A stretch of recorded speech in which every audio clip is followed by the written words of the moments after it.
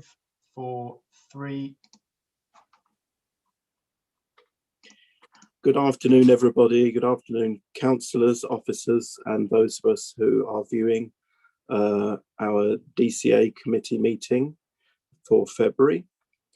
I have a few things to say before we move to the formal agenda for today's meeting. The formal legal standing of the meeting. This meeting is being held under government statutory instruments, Local Government England, the local authorities, coronavirus, flexibility of local authority meetings, England regulations 2020. To take account of these regulations, Bristol City Council has produced a set of virtual meetings procedure rules, and these are available on our website. This means that the decisions made by the committee will have the same standing and validity as if they had been made at a meeting in City Hall. Members of the public have submitted written public forum statements. I can confirm that your statements have been circulated to all members of the committee prior to the meeting and will be taken into account when the decisions for each application are made. Some of you have requested to address the committee concerning your statement and have been provided with details on how to do so. You will be held in the waiting room for this meeting until it is time for you to address the committee, and you will then be invited in to do so. Please note that you only have 1 minute to speak. After you have finished speaking, you will be removed from the meeting, but will still be able to view it via the public broadcast on YouTube. Members of the public, although you will see a number of different people on your screen during the course of the meeting, only myself and the other councillors will make the decision on each application. Members of the committee, could you please make sure that your sound is muted when you're not speaking? Can you please use the electronic hand when you wish to speak? I'll invite each of you to speak by way of a queue system. And could I ask that people don't switch off their screens except if there is something really important, just for a very short period of time, because it's very important that the committee is not only visible, but visible in making a decision. Moving a vote. When moving a vote, could you please indicate as above that you wish to speak and wait until I ask you to speak. Please then clearly state what you are moving, particularly for the benefit of the public watching. The first vote for each application should, of course, be the officer recommendation. If you are seconding a motion, please again clearly indicate you wish to speak and wait for me to call you. This again is particularly for the benefit of the public. Voting. I will call each councillor in turn by name as I see them on the screen going round, and I would just like you to state whether you're for, against, or abstain. This will ensure that the vote is accurately recorded, but also enable members of the public to properly observe the vote. Does anybody have any questions about procedure? Should be clear by now, but okay, that's great. We now move to the agenda for the meeting. And first of all, I will ask if, do we have any apologies for absence? Chair, apologies from Councillor Chris Windows, and I am waiting to hear whether the substitute for Clive Stevens will attend today, and I'll let you know. Thank you. Okay. I believe Fee is she was going to just struggle to be here on time, but she is welcome to attend the meeting, providing she arrives before the presentation of the item which is on the agenda, the application. Declarations of interest. Do we have any declarations of interest from members of the committee? Okay, thank you. We move then to Councillor Chair, Councillor Mike Davies has his hand up. Oh, hello, Mike. Yes. Hi. Yeah, I'm the for the item we're looking at. I'm a councillor for the nearby ward, and I've received representations from local stakeholders about this, but that hasn't predetermined which way I'll vote. Okay, thank you very much. So we move now to the public forum, and we've got some questions and some statements. Just to say that those people who have put questions to the meeting, they have had responses, and those issues will be dealt with publicly in the officers' reports. And the first person I have on my list is Adam Leahy. Is Adam with us? Chair, I thought we were going to go to appeals and enforcement. I'm sorry, that's just the order in the you're right. the document. It's my fault. I'll go back to my agenda, and we will go.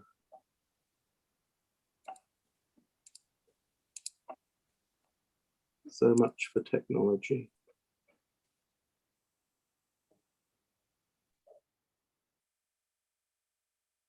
Yes, absolutely right. We haven't done minutes of the previous meeting either. Is everyone happy with the minutes of the previous meeting? I haven't heard anything from anyone. Any hands up? No, I see no hands up. Okay, enforcement cases. There was only 2 on there, Gary. Do you want to highlight anything of those 2, or? Not especially, yeah. Do you want me to do appeals first? Yes, you can do. Yes, if you want to do the appeals first, yes. Thanks, Chair. So there's quite a lot to update the committee on this time around. There's been a lot of activity in the world of appeals. So I'll start with item 12 on your papers, which is the site, former public house called the Giant Gorham, which some members will be aware of. This was a delegated decision to refuse permission to demolish the public house and to redevelop it with 7 dwellings. It went to a virtual stroke remote hearing at the start of the year. We had the decision back last week. And so I can update you, say it was a positive decision for the council in that the appeal was dismissed, so permission was refused by the planning inspector. The inspector set out sort of their arguments really in terms of not granting permission for the site. Firstly, felt that it hadn't been demonstrated that the pub was no longer economically viable, or that there was a diverse range of public house provision within the locality, therefore conflicting with policy DM6. Also considered that the pub was defined as a community facility, noting that it was the last of the original 5 pubs in Lawrence Weston, a community that had lost many of its other facilities. And he was also aware that there was further housing proposed in that area in the near future. And it had not been shown that there's no longer a need to retain the pub, and that alternative provision has not been made, therefore conflicting with policy BCS 12. The inspector also noted that the development would conflict with policy CSF1 of the Lawrence Weston Neighbourhood Development Plan. So again, positive to see the Neighbourhood Development Plan quite rightly giving the status that it has as being part of the adopted development plan. Then the inspector turned to the heritage asset, which is the pub, because it's locally listed, not statutorily listed, but locally listed, and felt that it's typical of the architectural and design character of its era, and one of only 14 remaining of this style in the country, and in fact the only one that's locally listed. And weighing up the total loss of the heritage asset and the benefits, felt that it didn't lead the inspector to grant permission. Felt that not every possible option had been thoroughly and comprehensively evaluated to retain the building.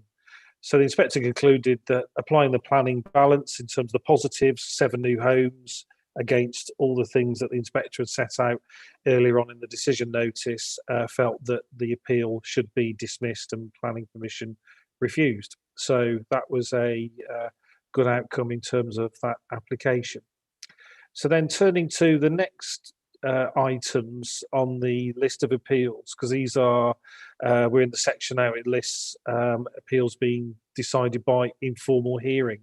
So the next two items, 13 and 14, relate to the former Pring and St Hill site, Malago Road, in the Bedminster Green area. And members will be familiar with this site. I think you determined one of these review schemes more than a year ago now. It took quite some time to get to appeal. So that scheme that you refused, and also another scheme for the site, which was for 100% student accommodation, which had been the subject to appeal against non-determination. They were both considered together at a hearing in the middle of December. We're expecting that decision any day now, really. So obviously we'll update you as and when that decision arrives. And then the very next item listed on the public inquiries, and members will recall we don't have too many of these, but we're getting a few through now for a variety of reasons. So the first one listed there, item 15, is for St Catherine's Place Shopping Centre. Again, members of the committee will be familiar with this one because it was a refusal that the committee made, I think it was at the start of last year. That was subject to a 6 or maybe 7 day public inquiry that finished at the start of last week. So we are expecting that decision probably by the end of next month. So again, we will update you on that one. And then a new public inquiry that's in the process of being arranged, that's item 16 and 17. This was also a decision that the committee had made. And so this is the land at Silverthorne Lane in the Temple Quarter Enterprise Zone. Now, you'll recall that the committee resolved to grant permission, and so because there was a standing objection from the Environment Agency on flood grounds, we had to refer the case to the National Casework Unit to see if the Secretary of State wanted to call in the application for his own determination. Now, it's quite rare that this happens, but as you may have heard already, this application has been called in by the Secretary of State.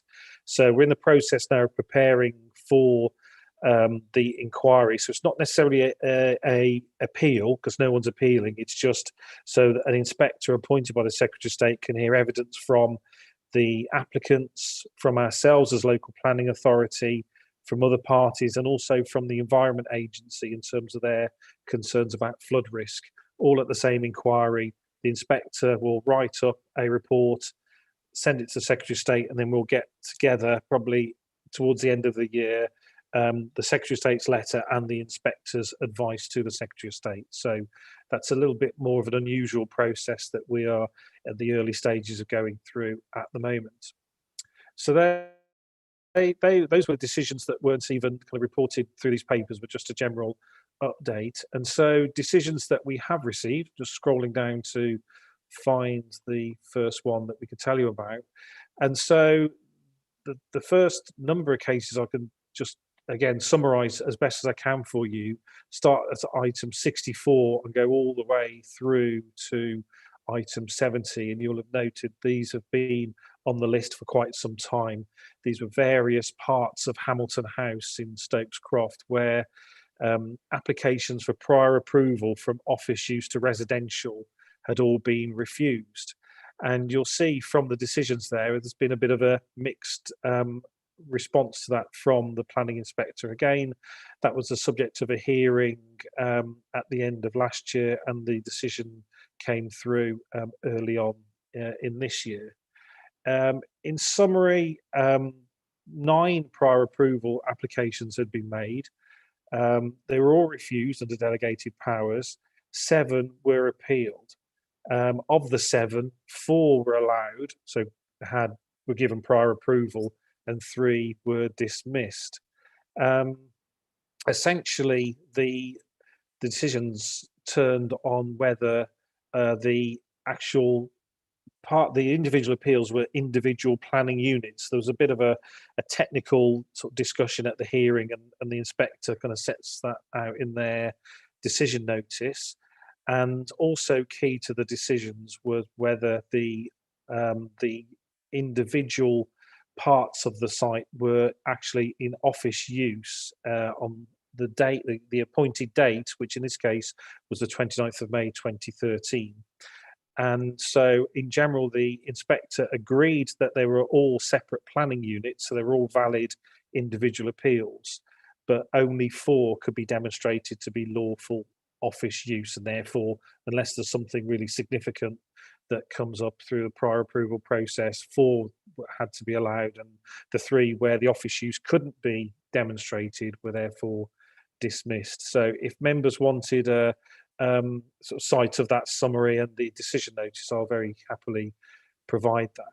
And then kind of continuing, item 75, this is of sort of general interest to some members. This was an application that we had, retrospective application to retain hard standing for storage at the Wyvale, the former Wyvale Garden Centre at Bath Road in Brislington. That appeal has been dismissed, and in planning enforcement action is likely with regard to that in order to remedy the breach of planning control that's happened at the site. And then 2 more decisions to let you know about, which were both decisions made by this committee. The first one's item 94, and this is the proposal to replace a postal panel advert to a digital display. This is on the roundabout outside the fruit market. Members will recall that permission was refused against officer recommendation. The appeal has been allowed. Effectively, the inspector disagreed with the view that the committee had given, felt that the signage wouldn't harm public, i.e. road safety. It wouldn't be overly prominent compared to the existing advert, and wouldn't be a distraction either. So the inspector gave permission and allowed the appeal on that basis. And then the final one, which is items 96 and 97, again, a fairly recent decision that the committee made back in September, 85 White Ladies Road. So this was a new building at the rear of that property to create a new house in multiple occupation.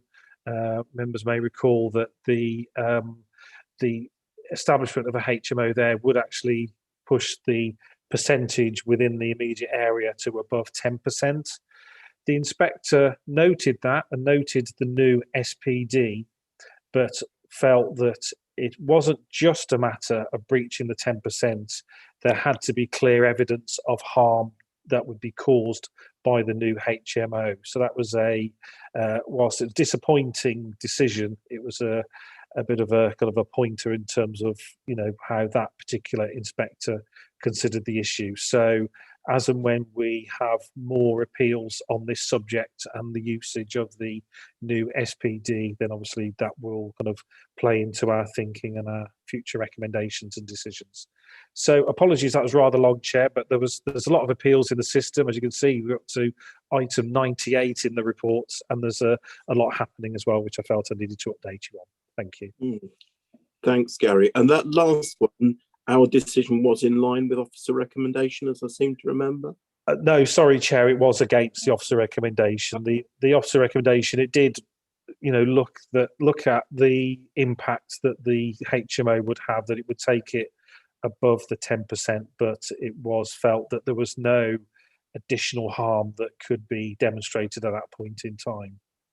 Okay, so there's a couple of learning points for the committee there, if you don't mind me, committee passing that, highlighting that. Do we have questions? Stephen, you've got your hand up. Yeah, thanks, Chair. Go back to page 12, Bedminster Green, St Catherine's Place, the public inquiry.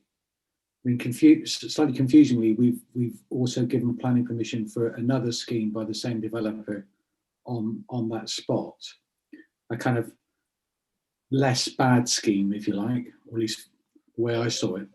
You've had nothing further from the developer about whether, if they're successful in this appeal, which of those 2 schemes they'll go with. I need to clarify. So the scheme that the committee have granted permission for is actually next door to this site. That's Dandara. So that's plot 4. St Catherine's Place is also known as Plot 2. So that's had a refusal. We did facilitate a member briefing for the new scheme on St Catherine's Place.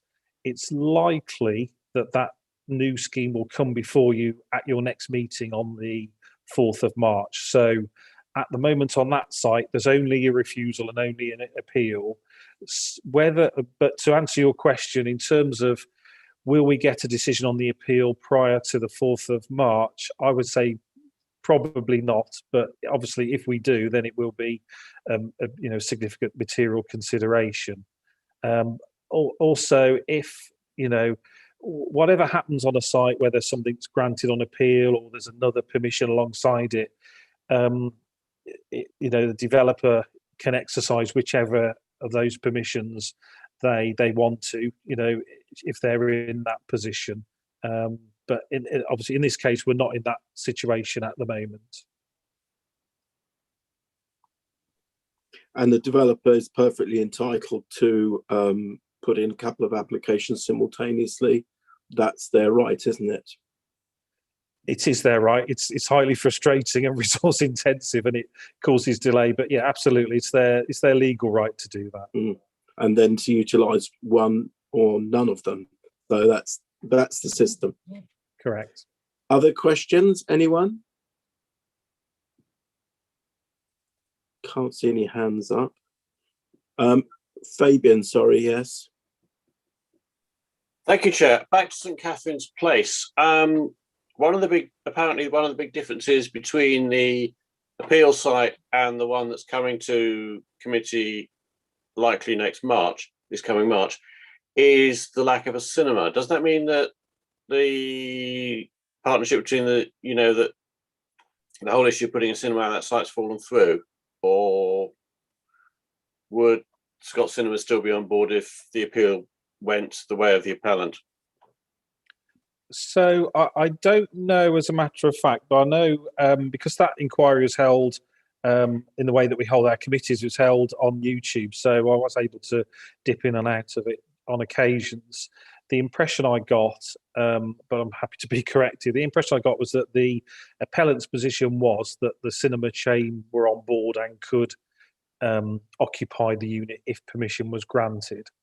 Now, I don't know contractually whether that's correct or not. And in a way, in terms of planning, it's not really something that, decision makers could give significant weight to. So, but I think, evidence along those lines was presented to the inspector a couple of weeks ago, and that inspector will apply, the relevant weight to that in his decision. Okay, thanks.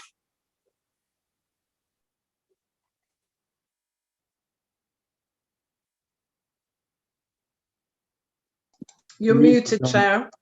Oh dear, oh dear. I'm struggling. You're on now. Screens. I'm going to be back in City Hall in the next meeting. I can tell you that now with a pile of papers. Any further questions on appeals? No. In that case, enforcement, there's only a couple of things, Gary, but is there anything you want to highlight? Nothing in particular to highlight on either of those cases, Chair. Committee, anything you want to raise? Great. Okay, so we now move to the one item on our agenda and the public forum before it. So is Adam Leahy in the waiting room, please? Yes, I'm just admitting him now. I'm just going to admit them. Right. Nothing in particular to highlight on either of those cases, Chair. Anything you want to raise? Can I ask everyone to put themselves on mute as they come into the room? I'm not sure why they've come off. Great. Welcome, everybody.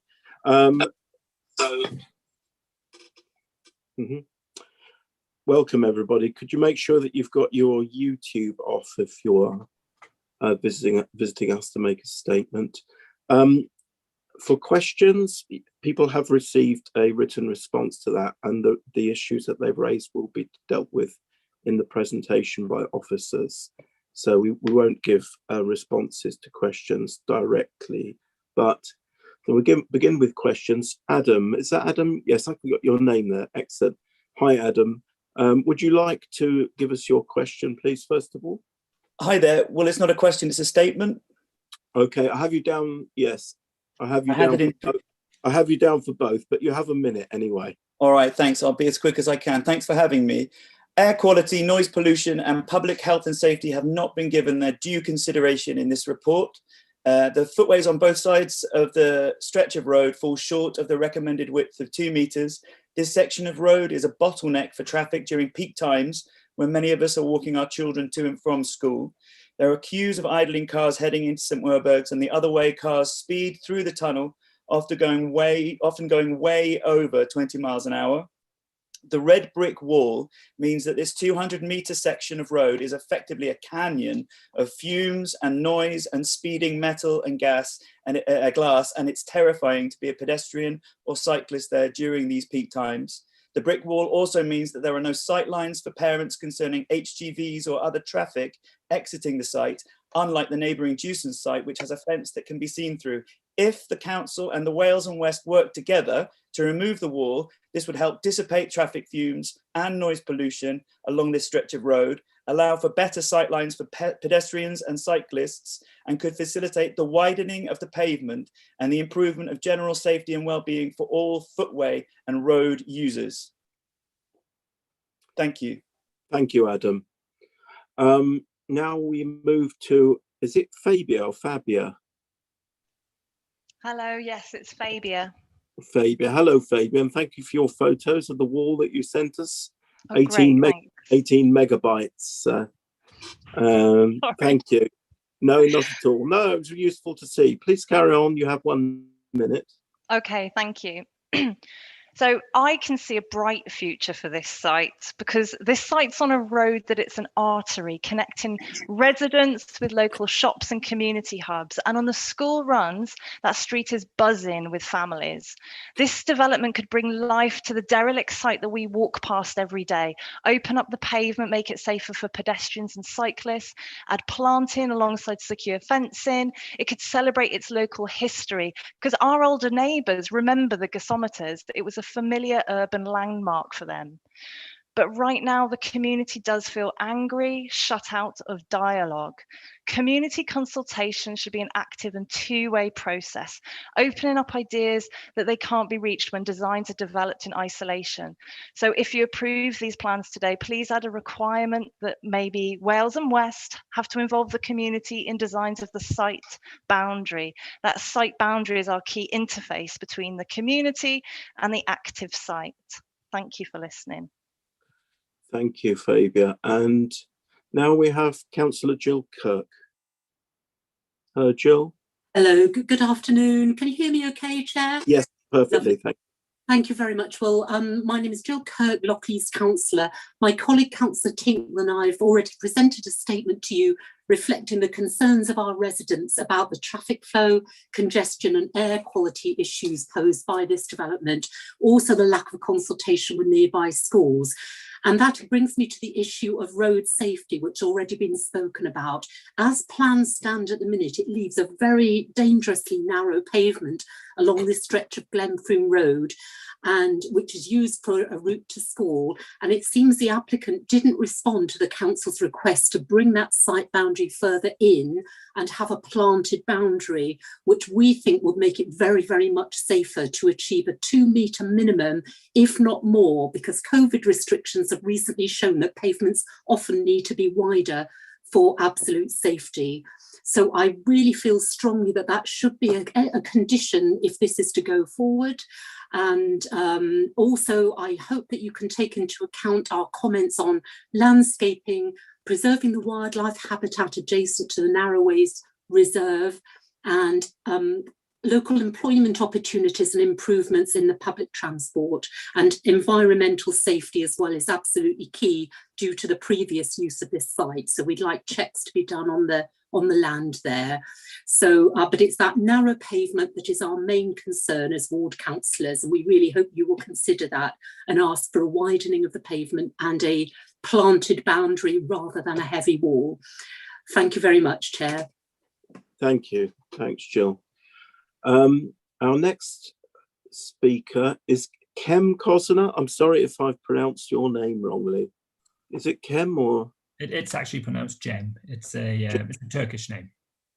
Jem. Oh, right. Yes. Very good. Turkish name. Great. Jem, you're speaking for the applicant. That's correct, sir. Yes. You have a minute. Thank you. Thank you. I represent the applicant, Wales and West Utilities. Just a few points I want to make, really. The proposal in front of you is in accordance with the development plan. There are no technical or environmental constraints that would preclude development. The proposed development is simply seeking to move my client's operations from one side of Glenfrome Road onto the other. It is not a new HQ. The proposed development will therefore not lead to any additional vehicle movements. In fact, we believe it is likely to reduce the numbers because of the use of a travel plan, and this will include the use of giving out travel vouchers, local travel vouchers. The development footprint is limited to the existing hard standing of the former gas holder. No development at all is proposed within the existing woodland area, with the exception of significant ecological enhancements which have been agreed with the council ecologist. The proposal will fund 2 new traffic regulation orders to restrict long-term parking along Glenfrome Road so that the pavements on both sides can be used unobstructed. The working hours of the proposal are typical of an office. The scheme will include on-site renewable energy and will have charging points for vehicles. And my final point is, having heard and read the issues raised by the consultees, none of these are beyond the scope of the thorough assessment carried out by your officers who are recommending the scheme for approval. Thank you. Okay, thank you, Chem. David Wilcox. Chair, David is not in the waiting room. And I can't see them. Sorry, that's whatever they call it that speaks on your phone. Pick me up. So he's not. No, he's not with us. So that concludes. Everyone's spoken who's requested to speak now. Great, thank you very much. So we now move to, I believe it's Andy is going to give us the officer presentation. Thank you. Good afternoon all. I will just see if I can share my presentation with you all.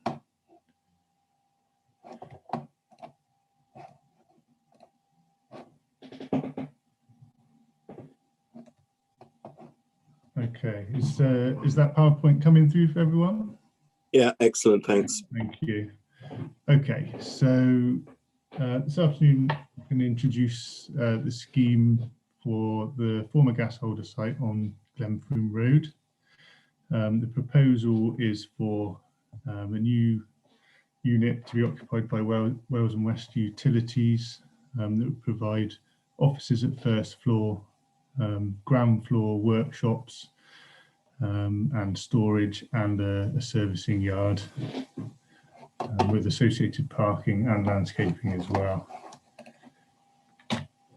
So the application site is located on the northwest side of Glenfrome Road. It's part of the wider former Stapleton Road gasworks.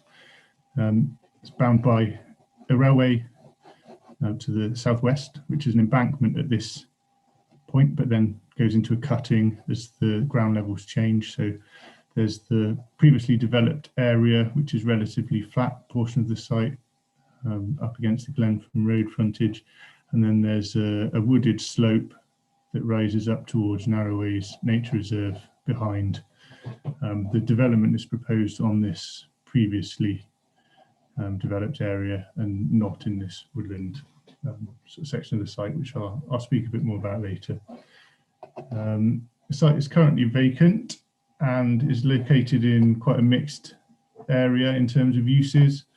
So neighbouring site, we've got a builder's merchant and a vacant, some sort of former industrial site, and opposite is the current Wales and West Utilities site, which is in a principal industrial and warehousing area. We also have nearby residential uses to the north of the site and also beyond, and also the other side of the railway line, which I'll show you a wider aerial photo shortly so you can see. Then further sort of to the east, there's a supermarket and other sort of large scale retail uses as well.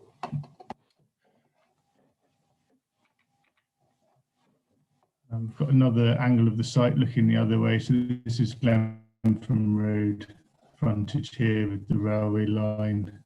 You can see St Werburgh's residential properties in this direction. And then the commercial area is more generally down in this direction here. The boundary wall that was mentioned within public forum statements is this red brick wall here, and this is the existing gated access into the site. And the proposed layout plan shows it's a single building of quite an industrial character. It's a simple mono-pitch building that would provide office space, workshops and storage, relatively centrally set within a service yard with a staff car parking area beside it. The building itself is about 53.5 metres long by 25 metres wide and just over 8 metres high, 8.25 metres high. So it's a substantial structure, but it is quite a large site, as you can see. As has been mentioned within comments before, the wooded area to the rear of this proposed development would be retained, and there are enhancements proposed as part of the development package. In terms of public consultation, there's been quite a lot of interest. Over 2 rounds of consultation, we've had 72 written responses from the public, 13 of which have been received just in the run-up to committee, and have included concerns raised from St Werburgh's Primary School and also Fairfield High School. The main responses relate to highway safety and also air quality. There have been other concerns raised in terms of visual amenity, residential amenity, contaminants on the site, and the principal feeling that this isn't an appropriate site for an industrial use.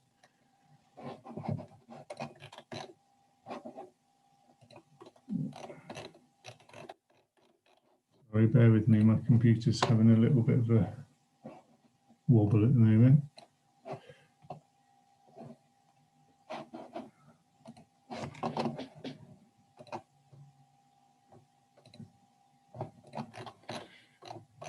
Okay. So there's a wider aerial photograph. So I've put a blue star just on the application site so you can get your bearings. So Glenfrome Road is this one here. You can see the railway line. Got commercial development in this area, residential to the north and east. We've got nature reserve and allotments beyond towards the west. In terms of the key issues, this is within the control of major accident hazards area, coma zone. So I have advised consulted the health and safety executive, who do not advise against development. So in safety grounds, they are not objecting to the proposed development on this site. That hazard is as a result of gas storage here on the existing Wales and West utility site, and a pipeline that runs from the site to Glenfrome Road and then sort of to the northeast along Glenfrome Road. And as I said, HSE are not advising against. In terms of the principle, this is a former industrial site. It was part of the wider Stapleton Road gasworks. Decommissioned some time ago. There has been some use as informal storage, but I think that's been on a low level. But it can be considered industrial, and that certainly was its last use. It's adjacent to principal industrial warehousing area, but it is actually located outside it. The local plan review document currently proposes an allocation for industrial use As you're aware, that isn't an adopted document currently. I've been advised by colleagues in policy that there were no specific objections to that use through the consultation, but there were no specific comments in support of that use either. That this site could be best used for residential development. I thought, in terms of background, in terms of the principle of use, hopefully that's a useful summary. As I said, it's a mixed use area, so there are residential properties in the vicinity with potential for noise and disturbance from the use. The City Council Pollution Control Office has been consulted and is not objecting on grounds of noise. That's subject to conditions for hours of operation. This was previously proposed from 8 in the morning until 6:30 Monday to Friday. The applicant has since sought to extend that slightly to be from 7:30 in the morning until 6:30 in the evening, Monday to Friday, and then 8 till 1 on a Saturday, which is supported by pollution control officers. There is likely to be occasional emergency need to use the site. There may be an out of hours emergency that Wales and West Utilities need to attend to, in which case supplies and equipment will need to be collected from the site in order to respond. Been advised that this is not likely to be more than 6 times a year. Obviously the exact frequency can't be known because it's an emergency situation, and that out of hours access might be required. In terms of design, as I said, it's quite a large industrial aesthetic building. It sort of accords with the proposed use, perhaps the neighbouring properties of a similar aesthetic. Probably not the most attractive building, but it's a functional building, and there is a significant boundary treatment which would sort of conceal it to an extent when considering street scene views. The finishing materials can be conditioned, so we can have final control over making sure there's a good quality finish to the building. Probably the main concern raised by members of the public is in relation to highways and servicing issues, particularly in relation to highway safety. I've taken some photographs just so you can get more of a feel of the Glenfrome Road frontage. So this red brick wall that you see is the existing boundary to the site. It is a route towards nearby primary schools, which there's a primary school, nursery school just the other side of the railway track, and a crossing, because through the tunnel, hopefully you can see that it's actually only possible to pass on one side, on the pavement on one side. So this pavement here, which in fact I can show you some more photographs, has a width of between 1.6 and 1.7 meters approximately for the majority of its length. Initially, City Council Highways officers had sought that this was actually widened to 2 meters, although the applicant felt that this wasn't proportionate to the scale of development proposed, and highways officers have sort of removed that as a requirement. I did seek that the applicant considered further sort of pushing that wall back or an alternative boundary treatment to meet the 2 meters. That request wasn't met with a change to the scheme in that regard. So on the basis of the existing situation and no objection from highways officers, my recommendation is that the scheme isn't refused on this basis. but I understand that this is a concern locally and probably something that members may wish to consider amongst the debate. We have got a City Council Highways officer here, so if there are any specific technical questions, he will be able to help when we get to that stage of the presentation.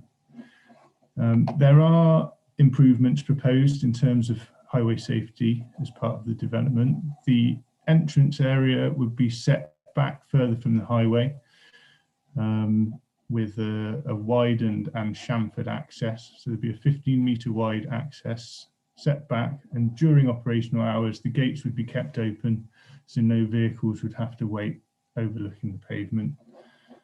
In fact, if I go back to the site plan, you'll be able to see. So here's the access proposed.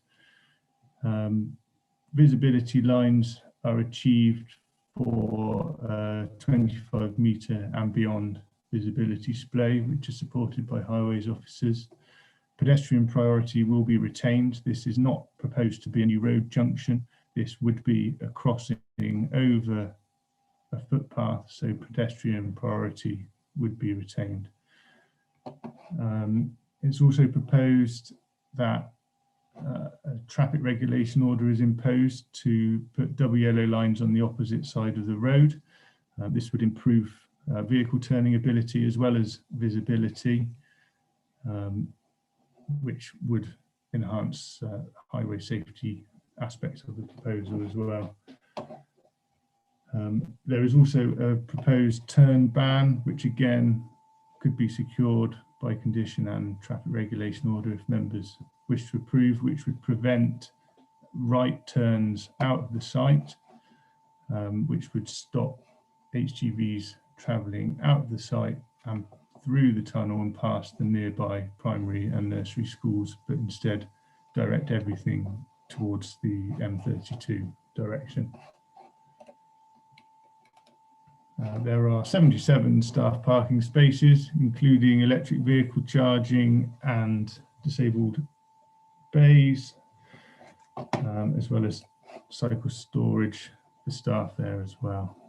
As has been mentioned, there would be a travel plan conditioned and measures to encourage staff to use public transport and car share, just to minimise vehicle movements to the site.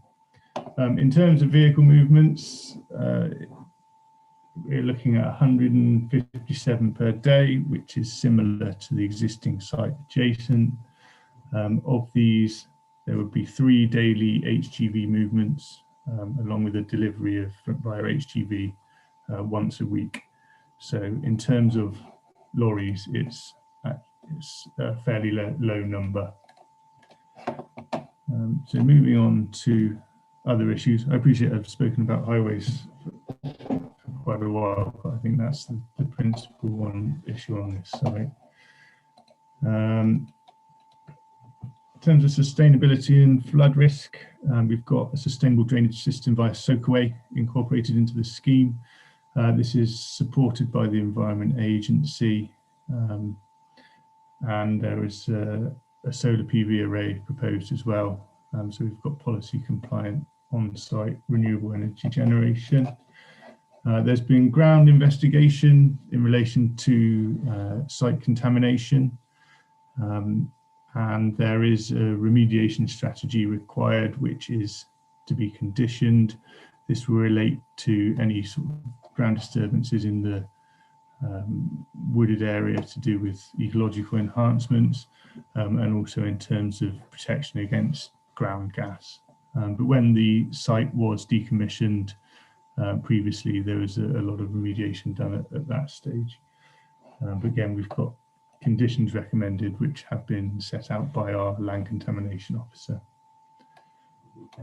In terms of nature conservation, there are enhancements proposed in the retained wildlife area, which would include a reptile pond, as well as sort of habitat features for reptiles.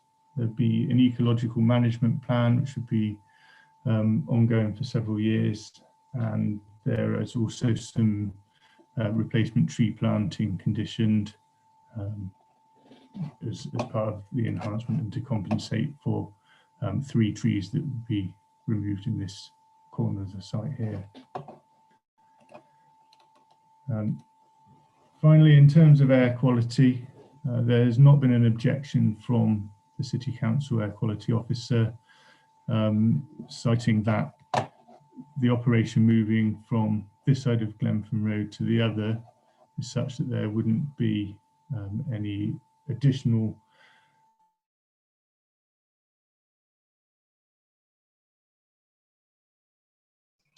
I think Andy's dropped out, Chair. area. Oh, So by way of recommendation, my recommendation is to approve subject to conditions along with a legal agreement that would secure the traffic regulation orders I mentioned earlier as well. Thank you. Thanks, Andy. You cut out on the air quality, the end of the air quality section. I wonder if you would. Did I? Oh, sorry. Sorry, it wasn't your fault. Whether you just mind repeating it to make sure everyone's heard. Of course, yeah. So the City Council Air Quality Officer was consulted and has not objected to the proposal, expressing that there would be no new exposure, given that it's an existing operation moving site from one side of Glenfrome Road to the other. There would be no net increase in vehicle trips as a result of this move either. So in air quality terms, our officer is not objecting. Thank you. Could you clear the screen, do you think, please? Thanks, Andy. Thank you very much. Thank you, Stephen, for coming along, because I'm sure 1 or 2 of the questions will relate to traffic. So, councillors, if you'd like to put up your electronic hand if you have questions. Stephen. Yeah, you may have said this, but I didn't quite hear it. Were you suggesting that when the lorries exit, they can only turn in the direction of the M32? Yeah, that's correct. So we're looking at a no right turn out of the site. So it would direct towards the M32. And that would be a condition, would it? Well, there would be a condition in terms of the management plan, but it would also, probably more importantly, there would be a legal agreement securing a traffic regulation order. So that would be enforceable. That turn ban would be enforceable. So there'd be signage positioned on the opposite side of the road, and then any vehicles making that illegal turn could be enforced against as a result.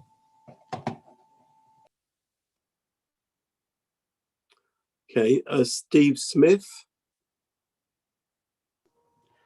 Thanks very much. It's another transport question. The logic that's being used here seems to be that the traffic movements aren't new, because the people that are going to work on this site are already working over the road on the existing site. To me, that doesn't really make a lot of sense, because this is a new employment space that's not there now. And it's reasonable to assume that at some point in the future, when they move out of the old site will be occupied by somebody else. Also, as people have pointed out in public forum, the old site isn't accessed from Glenfrome Road, which this one is. So the movements are new to Glenfrome Road. So my question is, as far as the TDM approval or the TDM recommendation is concerned, if this were being treated simply as a new employment site on Glenfrome Road, disregarding the fact that they're already in the area, would you still be happy with it as it stands and recommending approval? Short answer would be yes. Fine, thank you. I mean, a similar argument was used regarding air quality, wasn't it? So yeah, I see where you're coming from, Steve, on that. Both Steves. So the next application, if there's an application on the other side of the road, on the original site, that would then obviously be the cumulative thing, because it's cumulative, isn't it? Is that right, Stephen? Yeah, it's kind of cumulative. So we're closing one and opening another doesn't make any difference, but And Well, another. In planning, I mean, maybe we're getting into debate here, but in planning terms, we're not closing one. It wouldn't require a planning application for somebody to move into that vacant site. So this is a new site. It's additional to what's there now. Yeah, but I think the point that Stephen was making was that they assess it on a cumulative basis. So the fact that it's a movement over the road doesn't actually increase the numbers of vehicles overall. But I think it's probably an unfortunate way of stating it, really. And we have then Fabian. Thank you, Chair. I was just wondering. My actual place of work is actually on Eastgate Road when we haven't been working from home, and Glenfrome Road and Eastgate Road and all the roads around there can get completely choked up at rush hour. You can literally, there have been times where you will have the road, a jam going all the way down, all the way from Eastgate Road, all the way up to Glenfrome. You get jams going from, going down Eastgate Road into up towards the M32. It's often sort of, Christmas seasons and stuff like that when there are, when IKEA and other places are extremely busy. It can be quite random, but certainly the road Glenfrome straight through into town can be very, very heavy traffic.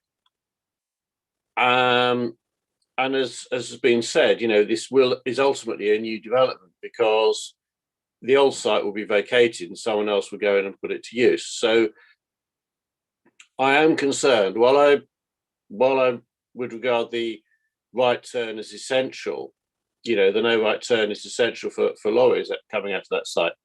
I am concerned that this could have quite a significant impact on the traffic in Glenfrome Road when it's very busy. And I'm just wondering how much account has been taken. I know this last year's been a funny one because of everyone working from home, but how much account has been taken of how busy those roads get in so-called normal times? Because that traffic, tunnel is one lane of traffic wide, so there are traffic lights sort of controlling traffic in and out through that tunnel, and it can get incredibly busy and it can get incredibly congested. Point made, Fabian. Stephen, over to you, please, on that. I mean, sure. I mean, that's obviously something that we've considered. I mean, I take your point in terms of movement. I think the issue is you've already got an existing next door sort of light industrial use in the form of the Graham's Builders merchants. So the principle of HGV and large vehicle movement is more or less already established in some respect. And in terms of like the number of trips, I just see it as that essentially they're moving from one location to another. So the trips already happening on the network. It's as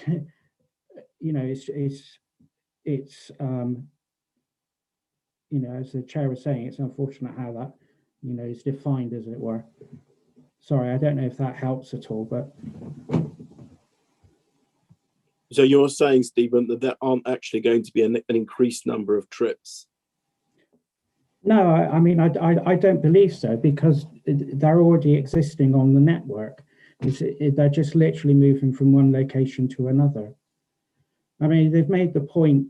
I don't know how realistic it is in terms of like with the travel vouchers. People getting to work early and sort of at that time using public transport, but that is a sensible form of mitigation. So one can only hope that that might persuade some of the people that are currently going by car to think about using alternatives. And within the transport assessment, the overall number of journeys at the AM and PM peak, a substantial number of those are using they're walking or they're using the bus, but it's how we can persuade more people to essentially not use the car to get there. Thanks. Mike and then Fee. Hi. Maybe this is a question for Gary. If we were concerned about the wall and the width of the pavement, could we defer the scheme and ask the applicant to submit new plans with the wall removed and the pavement widened? I think if the committee were concerned, because effectively changes to the boundary and widening the footway, that's, you know, that's mitigation for the impacts of the development. That would be something the committee could ask us to explore. However, I think from certainly from the report, I think that was the starting point in terms of Steve's advice to us as Transport Development Management, and that request was conveyed to the applicant. And they, you know, it's sometimes always worth trying to negotiate an improvement, but I think they declined to amend the scheme in that way. And so what we're all left with then is, you know, what is reasonable mitigation related in scale and kind to the impacts of the development. And I think, as Steve has said, you know, those trips are kind of on the network to a degree, albeit I understand, you know, I take Councillor Smith's point in terms of that the existing site will more than likely, you know, benefit from some reoccupation by somebody else maybe. But I think it's one of those things, if it was a use where there'd be extensive additional pedestrian trips along the footway, then, so for example, if it was a housing scheme, then that would be good grounds for us to insist upon those kinds of improvements. But because the issues that have been raised in public forum, they are existing issues, planning applications can't try to put right you know, an issue that's there already. What the only thing that we can do, and it's set out in the regulations, is deal with the impacts of the developments. And you know, unless sort of Steve or Andy has a different view, I think the impacts of this development in themselves wouldn't justify a widening of the footway. We'd all like to see that, but I don't think we can use this application as the method to achieve that, sadly. It's very clear. Thanks, Gary. Fee? So I'm back to the sort of additional traffic on the roads thing. I mean, given that this new development is accessed via Glenfrome Road, and the one from which, and the site from which it's transferring does not access from Glenfrome Road, I'm struggling to see how this doesn't result in an increase in traffic on Glenfrome Road, which is where all the pedestrian traffic is, of the lorries and the presumably those 70 car parking spaces. So if you could just flesh that out a little bit for me, because I don't kind of quite see how that figures. I can see that the sum total in the area is roughly the same, but on Glenfrome Road, it looks to me like it's going to go up because it's been relocated. And secondly, can you just clarify for me, should somebody want to install or to occupy the old land being vacated by this application, would they have to put in a fresh application, or could they just shift straight in? Because there's already planning permission, presumably buildings there as well. Thanks. So 2 questions. Hope that's clear. I'll go first. Steve may be able to correct me if on highways grounds I need to. In terms of trip generation, I suppose the wheels of more vehicles would touch Glenfrome Road, depending on which way they access the site.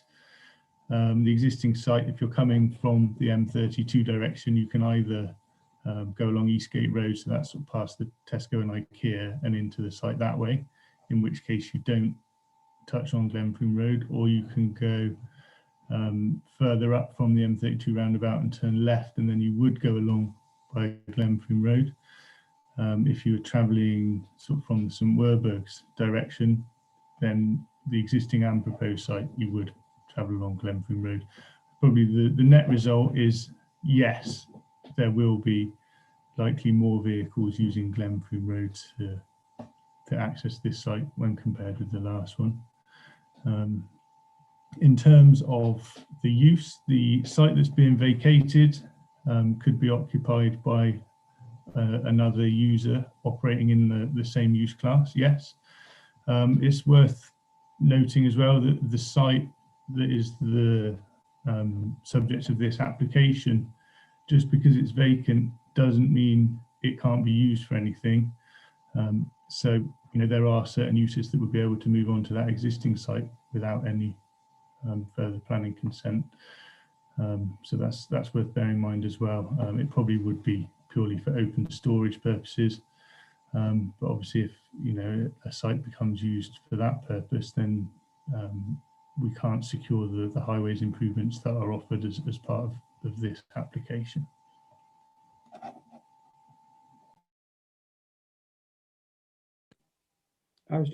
Thank you, Andy. I wouldn't disagree with anything you've said.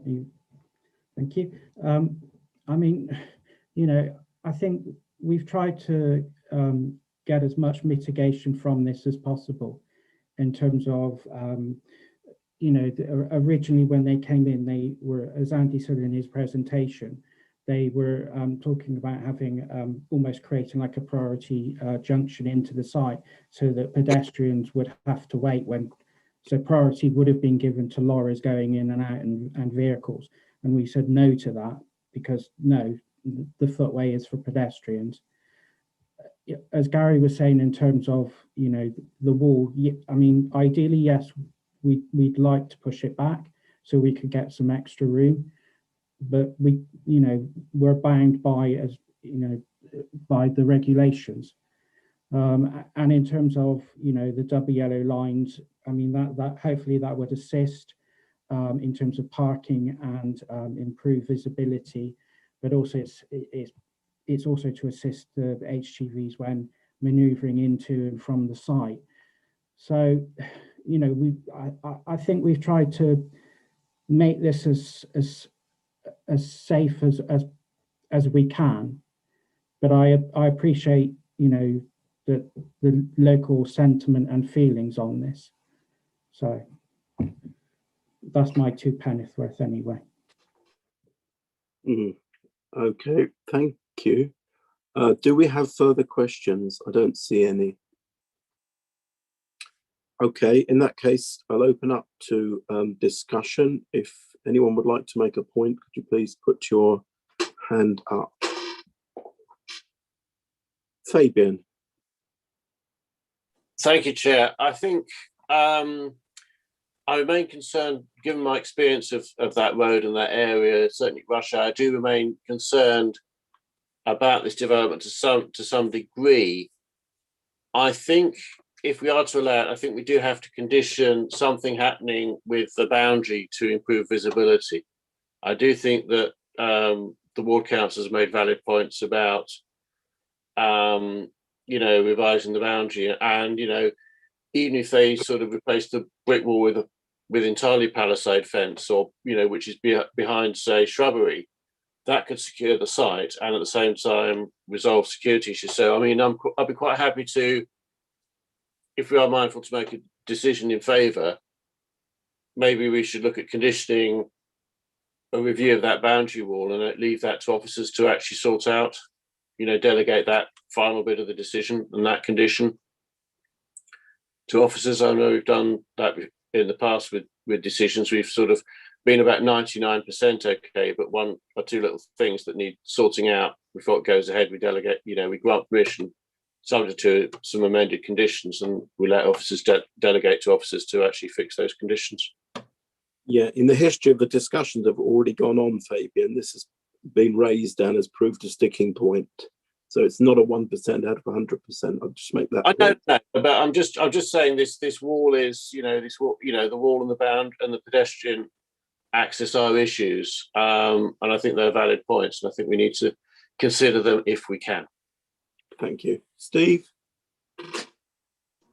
Thanks. At risk of repeating myself, I'm concerned about this idea that this somehow isn't new because it's moving from across the road. Right now, there is 1 employment site, 1 depot, office, whatever it is, and 1 empty field. If this is built, there will be 2 depots and offices. So this is new and it's additional to what's there now. And it just makes no sense to me to say, well, it doesn't really matter because it's just moving across the road. It is new. However, the professional advice that we've had from Steve in transport terms is that even if this were considered, rightly, in my view, as a completely new development, it would still be acceptable. So while I have my misgivings, I'm happy to take that advice. On the pavement issue that Fabian raised, I know that road as well. I get the concerns with it, but the pavement is narrow now. It's not the applicant's fault that the pavement is narrow. They're not making it a narrow pavement. And I'm not sure that what's proposed here makes the narrow pavement any worse. And therefore, I'm not sure it's reasonable to expect them to fix it. So I'm not saying the situation is brilliant. I'm not sure it's reasonable to expect the applicant here to put it right. Thank you. Anybody else?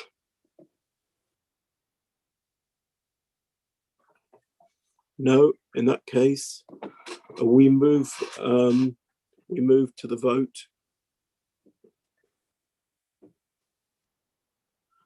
Thank you. So what we will do is we will vote on the officer's recommendation, which is for approval, but with the conditions that have been stated, that we have had circulated to us. So I'm going to go around the screen as I see you and ask you to say for, against, or abstain, please. So as I see you, I have Fabian. Abstain at this point. Steve Smith. For. Mark Wright. For. Stephen Clark. For. Fee Hans. For. Paul Goggin. I'm sorry, Chair. Due to technical difficulties, I've missed half of the presentation, etc., so I can't vote on this one. Thank you. Mike Davis. For. Marg Hickman.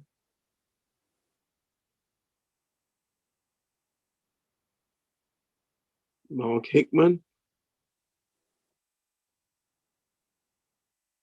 I think we've lost Marg as well. Okay, No, she's there, Chair. She is there. She's having problems as well. Marg. There we are. Do you have a volume? I'm for. Okay, thanks, Marg. And I'm for. Claudette, have you got a record of all of that? I have. So I have 2 abstentions and 1, 2, 3, 4, 5, 6, 7, 4. Okay. 7 for, 2 abstentions. The application is approved. It is to be hoped that the applicant will meet with local residents and attempt to improve the environment that they share. I think that's a fair request, but the application is approved. Thank you, everybody, viewers, officers, and councillors. And we'll see you in a month's time, when I will most definitely be in City Hall. Thank you. Bye-bye then. Bye.